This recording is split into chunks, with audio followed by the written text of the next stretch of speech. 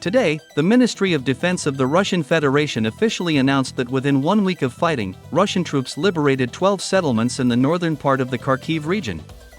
In particular, we are talking about such settlements as Streletsy, Pilnaya, Platinovka, Olinikova, Ogrodtsova, Morakovets, Lukiantsy, Krasnoy, Glubokoi, Gaitchi, Ugrovatka, and Borisovka.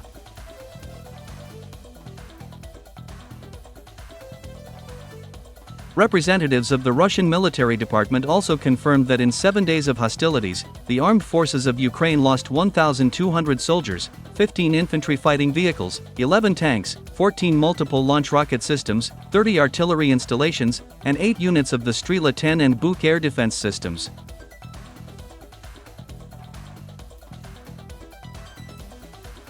In addition, the head of the military-civil administration of the Kharkiv region, Vitaly Ganchev, officially confirmed that Russian troops had taken control of more than 200 square kilometers of territory in the northern part of the Kharkiv region.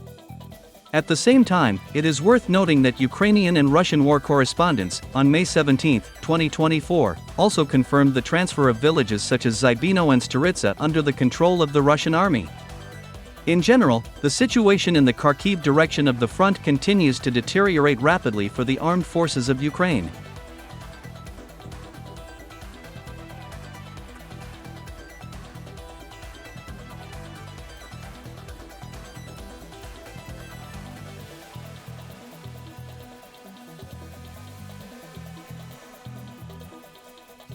Ukrainian war correspondent Yuri Butasov admitted that the commander-in-chief of the armed forces of Ukraine, General Sersky, receives false information from the battlefield. According to him, Ukrainian high-ranking officers, along with brigade commanders, are afraid to tell the truth about the deplorable condition of the Ukrainian army units in the Kharkiv direction of the front. In this regard, the Ukrainian war correspondent is confident that very soon Lipsy and Volchansk will repeat the fate of Okhotino and Avdiivka.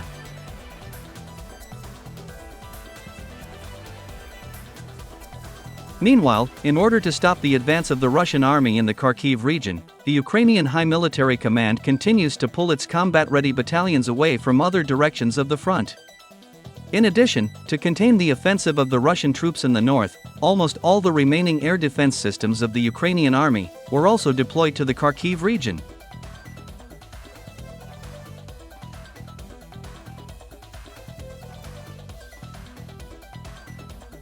Commenting on the offensive of Russian troops in the Kharkiv direction of the front, the senior sergeant of the 125th Brigade of the Armed Forces of Ukraine with the call sign Thunderbolt, admitted that the Russians are actively using their latest electronic warfare systems.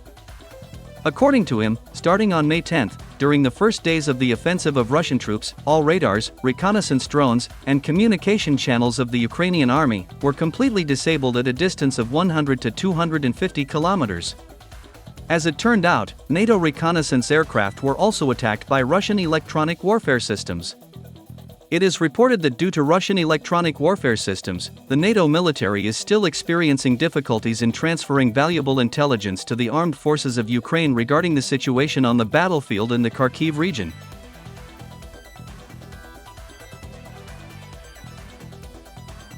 Commenting on the situation with the effective use by the Russian army of its latest electronic warfare systems, many Western experts regretfully admitted that NATO is significantly inferior to Russia in the field of electronic warfare systems, and that it's precisely this factor that will be fatal for the armed forces of Ukraine.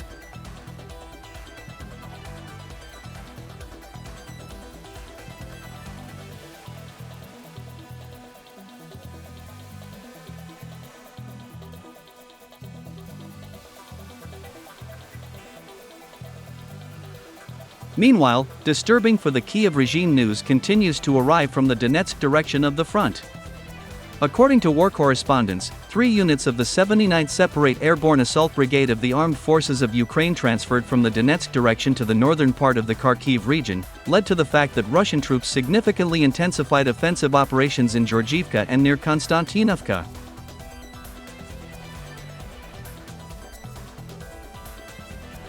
It is reported that Russian troops have not only managed to enter the village of Konstantinovka from the east, but also advanced to the western outskirts of the village of Georgiivka.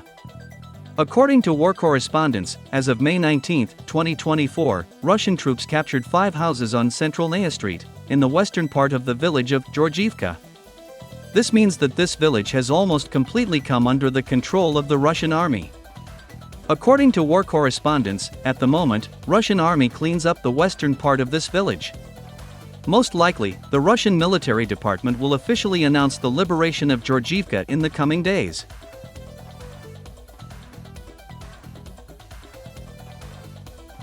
As for Konstantinovka, it is reported that Russian soldiers entered the eastern outskirts of this village on May 18, 2024. Thus, it can be stated that the battle for Konstantinovka has already begun. By the way, Ukrainian telegram channels along with military experts called Konstantinovka the most strategically important settlement in this direction of the front, and called on the Ukrainian General Staff to hold this village at any cost.